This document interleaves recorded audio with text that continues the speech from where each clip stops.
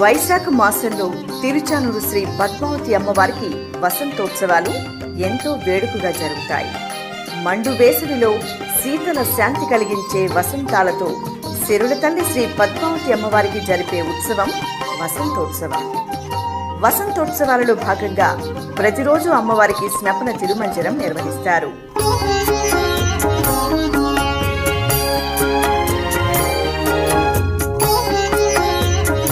రెండవ రోజైన మే 12వ తేదీ ఉదయం 9:45 పద్మావతి అమ్మవారు స్వర్ణరథంపై ఊరేగి భక్తులను కటాక్షిస్తారు. తిరుచానూరు శ్రీ పద్మావతి అమ్మవారి వసంతోత్సవాలు మే 11 నుండి 13వ తేదీ వరకు.